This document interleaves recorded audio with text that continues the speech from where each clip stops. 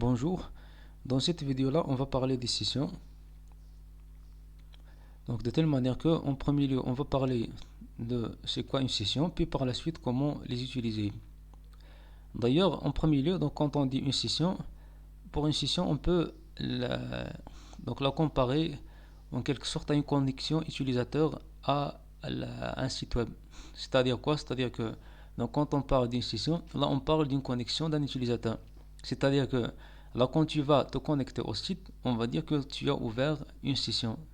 Voilà, donc comme ça pour chaque session, donc il va correspondre à un utilisateur. Ça d'un côté. De l'autre côté, en fait, pour ces sessions-là, ils vont nous donner un point qui est très essentiel, qui est que donc on peut parler de ce qu'on appelle des variables de session. Donc une variable de session, ça veut dire quoi? Ça veut dire que donc on a une variable donc, qui va être remplie quelque part, c'est-à-dire dans un fichier, c'est-à-dire dans une page web. Puis par la suite, donc on pourra récupérer les valeurs de cette variable-là dans d'autres pages. C'est comme si donc on a une variable qui est globale. Alors que donc pour cette valeur-là, c'est-à-dire qui est stockée, elle va être juste valable pour une session, c'est-à-dire donc pour une connexion.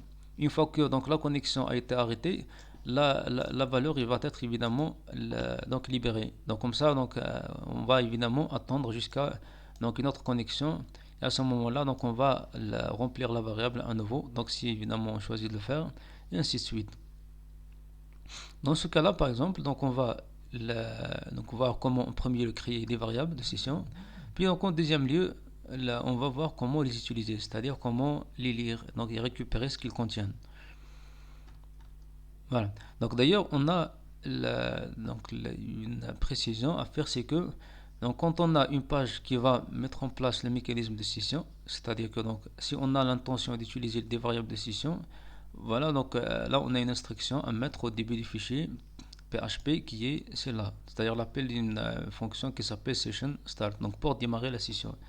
Donc d'ailleurs, pour cette instruction-là, on peut la préciser si par exemple donc on a plusieurs utilisateurs donc, qui vont accéder à notre site afin évidemment de personnaliser pour chaque utilisateur sa connexion. C'est-à-dire que donc, parmi les cas pratiques, on peut par exemple utiliser la session afin de gérer le nom d'utilisateur connecté. C'est-à-dire quoi? C'est-à-dire qu'un utilisateur, il va par exemple donc s'authentifier, c'est-à-dire entrer son nom d'utilisateur, son mot de passe. Puis, donc, quand il va cliquer sur se connecter, comme c'est le cas par exemple avec Facebook ou Gmail ou même donc d'autres sites. Donc là, ce qu'on va faire, c'est qu'on va démarrer une session. C'est-à-dire que donc dans la page d'authentification, on va écrire cette instruction-là. Après, donc dans la page, on va récupérer le nom d'utilisateur. Par exemple, supposons que le nom d'utilisateur c'est Karimi, donc on a entré Karimi, puis le mot de passe, donc puis se connecter, comme on l'a dit, le bouton. Là, donc, dans la variable de session, on va mettre Karimi. Puis, on aura la possibilité, dans d'autres pages, c'est-à-dire dans les pages qui vont suivre, donc après la connexion, de récupérer son nom-là. Donc, comme ça, on pourra, par exemple, dans les pages afficher Bonjour, monsieur Karimi. C'est-à-dire, c'est comme si, donc, on va afficher un message de salut donc, pour la personne qui est connectée. Ça, c'est juste un exemple d'utilisation des variables de session. Sinon, évidemment, on peut mettre n'importe quelle information. Voilà, donc ça dépend évidemment du contexte. Mais le principe, c'est comme ça. Donc comme ça, en premier lieu, donc afin de positionner, c'est-à-dire donc de mettre des valeurs dans des variables de session, on va mettre cette instruction-là au début du fichier. Puis par la suite, donc on va remplir donc les variables session. Donc là par exemple, on a utilisé deux variables session. On peut évidemment en utiliser autant qu'on veut. C'est-à-dire qu'on peut utiliser une, deux, trois, quatre, donc comme on veut. Donc juste donc le principe c'est que on va utiliser un tableau qui s'appelle session. Voilà, donc c'est en quelque sorte des tableaux qu'on utilise en général pour on va dire donc ces principes-là, comme on l'a vu déjà avec les cookies. Donc comme ça, on va mettre session comme ça, puis le nom de la variable, c'est-à-dire qui va être sous forme d'une clé, puis la valeur. Donc la valeur, il est là. Donc comme ça, on a une variable de session qui s'appelle nom prénom, qui a comme valeur Karim et Farid. Puis on a une autre variable qu'on a appelée date heure connexion, qui va contenir la date et heure actuelle. Voilà. Après, évidemment, on aura la possibilité de récupérer ces variables de session dans d'autres pages. Donc si on va par exemple, donc d'ailleurs on a mis un formulaire donc qui va nous permettre de se rendre dans d'autres pages, de telle manière qu'on a deux liens. On a un lien qui va nous mener vers la page qui s'appelle session read 1, qui est là, puis l'autre qui est celle-là. Et là en fait, ce qu'on veut faire juste, c'est que donc on veut tester que effectivement, on veut tester si effectivement on peut récupérer les variables qu'on a mis dans les deux variables de session. Là donc si on se rend dans session read 1, voilà, donc afin de récupérer ce qu'on a dans les variables de session, donc d'ailleurs là, aussi donc on va mettre la même fonction, donc pour dire que donc on est toujours dans le cadre de l'utilisation des sessions. Puis donc là en fait on va récupérer la variable tout simplement comme ça. C'est-à-dire que donc session nom prénom, on va l'utiliser soit pour positionner la variable, c'est-à-dire donc pour mettre, donc pour faire une affectation, ou même pour la lecture, comme c'est ici, par exemple, on va afficher donc bonjour, puis ce qu'on a dans la variable session, puis date heure connexion, ce qu'on a dans la variable de session qui s'appelle date heure connexion.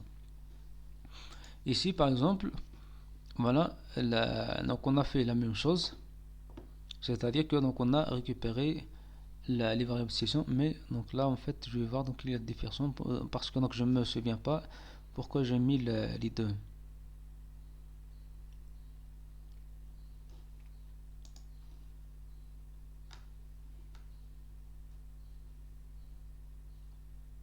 Ah oui, donc j'ai mis les deux donc juste pour montrer que en fait on peut récupérer les variables de session dans n'importe quelle page, c'est-à-dire que donc on va la récupérer dans la première page, la deuxième page, puis donc si on a une troisième page, une dixième page, une vingtième page, etc.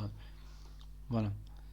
Et même chose, c'est-à-dire que donc le principe c'est le même, toujours appeler donc session start, puis à la fin, voilà, donc il récupère évidemment ce qu'on a dans les variables session.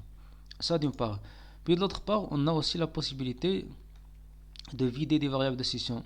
Si par exemple ici on appelle l'instruction qui se forme d'un appel de fonction qui est session onset, là en fait ce qu'on va faire c'est qu'on va vider les variables session. C'est-à-dire que si on essaie maintenant donc, de récupérer ce qu'on a dans la variable de session nom prénom, c'est-à-dire si par exemple j'écris echo session nom prénom, voilà, ça va rien donner parce que donc là, on a fait l'inset de la variable session, c'est-à-dire qu'on l'a vidé.